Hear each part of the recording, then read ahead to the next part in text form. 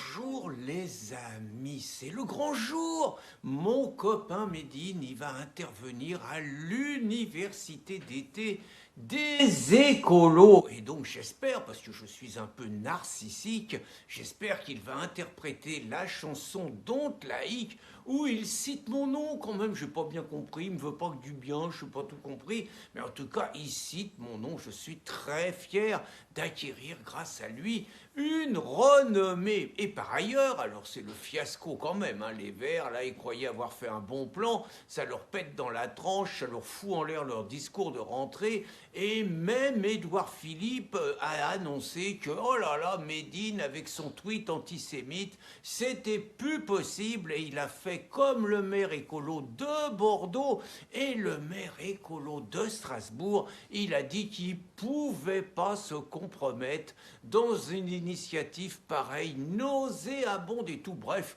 le faux cul dans toute sa splendeur. Et je vais donc vous parler d'Édouard Philippe, parce qu'on va pouvoir dire qu'il est peut-être un peu courageux et sympathique de ne pas aller à l'université d'été des Verts.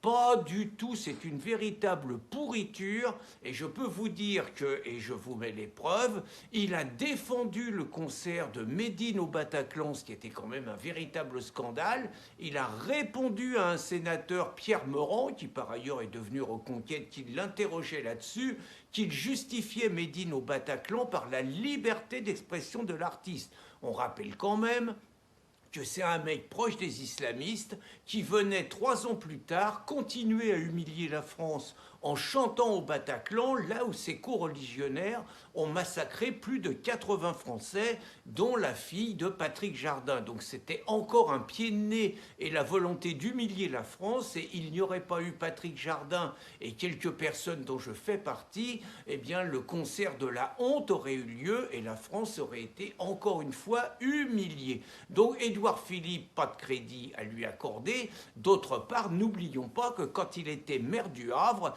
c'est un mec qui finançait Médine, qui l'arrosait avec son association, et qu'à l'époque, les propos dits antisémites de Médine ne paraissaient pas lui poser de problème. Et je vais donc continuer sur Édouard Philippe, puisqu'il a été un petit peu adoubé par les mondialistes pour être celui qui doit succéder à Macron en 2027, puisque Choupinet n'a le droit de faire que 2 mandats, normalement, hein, c'est la loi, à moins qu'il arrive à changer la loi, ça j'en sais rien.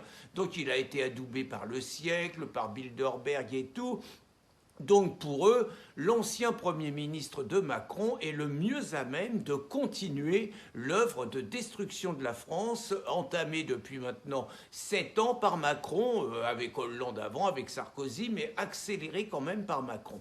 Et je vous incite quand même à ne pas oublier, parce qu'il va y avoir évidemment la propagande médiatique qui va vous dire qu'Édouard Philippe, il a la stature d'un homme d'État et tout. J'insiste quand même, n'oubliez pas que ce mec, il y a 2 choses à son passif, 2 choses, il y en a d'autres, mais les 2 choses principales, c'est que celui qui nous a collé les 80 à l'heure dans les campagnes, hein, pour un peu, toujours plus culpabiliser les automobilistes, leur faire porter la responsabilité de la sauvegarde de la planète et autres conneries qu'on vous raconte là-dessus, c'est Édouard Philippe. Les radars qui vous flashent à 80 à l'heure et que ça ralentit un petit peu la circulation totalement inutilement, c'est Édouard Philippe. Donc toutes les millions d'amendes que vous avez récoltées, c'est la faute de ce mec. Et la mesure apparaît tellement ridicule, mais le gouvernement est tellement faible que maintenant c'est les départements qui doivent se débrouiller entre eux pour savoir qui limite à 80, qui limite pas à 80. Parce que bien évidemment, il y a la pression de la sécurité routière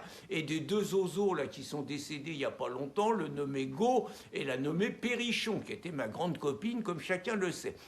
Donc, premier dossier d'Édouard Philippe, les 80 km/h. Mais deuxième dossier d'Édouard Philippe, n'oubliez jamais, les amis, que le confinement, c'est lui. C'est lui qui nous a assignés à résidence à partir de mars. N'oubliez jamais que c'est lui qui a interdit aux médecins de soigner les malades. C'est lui qui a interdit l'hydroxychloroquine Alors par Buzyn, hein, c'était Buzyn la ministre, mais c'était lui le Premier ministre. Donc l'hydroxychloroquine qui était recommandée par le professeur Raoult et que tous les politicards qui interdisaient aux Français de se soigner allaient voir le professeur Raoult pour qu'il les soigne quand même, hein, première hypocrisie. L'hydroxychloroquine, c'est lui. Les attestations, donc l'assignation à résidence, c'est lui. Les AOSWES que vous deviez vous faire, c'est lui. La distance d'1 kilomètre où on n'avait pas le droit de s'éloigner de chez nous, c'est lui. L'interdiction des couples d'aller faire leurs courses ensemble, c'est lui. Le million d'amendes que nous nous sommes pris, les 135 € d'amende que nous nous sommes pris, 1 million, c'est lui.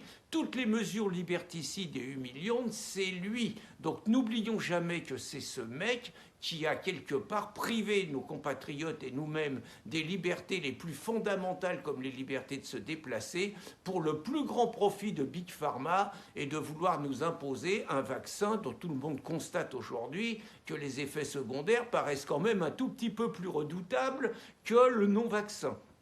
Et puis, dernière chose quand même à ne pas oublier, c'est sur la grande bataille des retraites qu'il y a eu, les retraites passées de 62 à 64 ans, donc imposées par Macron aux Français par le 49-3, eh bien, Édouard Philippe, lui, propose non pas 64 ans, mais il propose, lui, 67 ans s'il était élu, sachant qu'il ne fait que confirmer que la mascarade des 64 ans ne servait qu'à vouloir imposer plus tard les 67 ans de manière plus facile. Alors quand on vous parle d'Édouard Philippe et tout, un seul mot, sus à Édouard Philippe et dehors cette crapule. Bonne journée les amis.